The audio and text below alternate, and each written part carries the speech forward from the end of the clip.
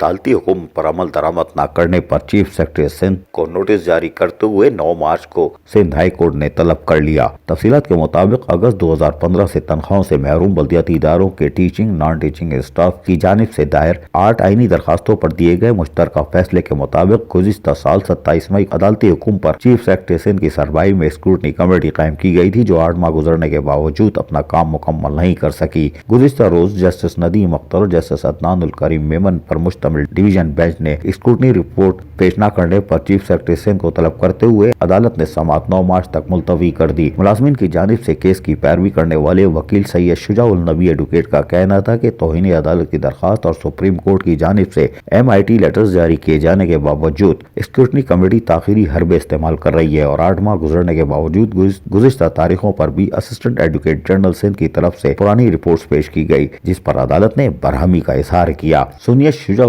Advocate کی زبانیں۔ وہی بتلا رہے ہیں، دیکھیے وہی بات بتلا رہے ہیں کہ وہ یہ ہے کہ آپ کا آرڈر 27 مئی 2019 کو ہو چکا، اس میں یہ کہا گیا کہ کمیٹی بنا کے چیف سیکرٹری رپورٹ پیش کریں گے۔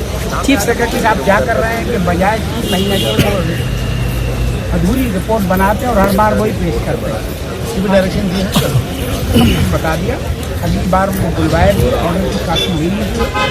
ہم اس کے بعد ڈپارٹمنٹ کے لوگ صبح سے آئے ہوئے تھے، آپ سن کے حیرت کریں گے، اور ابھی جب کیس قائل ہوا سب بھاگ گئے۔ بلدیاتی اداروں کی اساتذہ 4 سال سے زائد عرصہ گزر جانے کے باوجود انصاف کی منتظر ہے اور ان کے گھروں میں فاقہ کشی ہو رہی ہے، اور چیف سیکرٹری سندھ اور اسکروٹنی کمیٹی کے نام پر پریشان کرنے والے ٹھنڈی مشینوں تک محدود ہے۔ عزیز عارف KBS بلدیاتی نیوز کراچی۔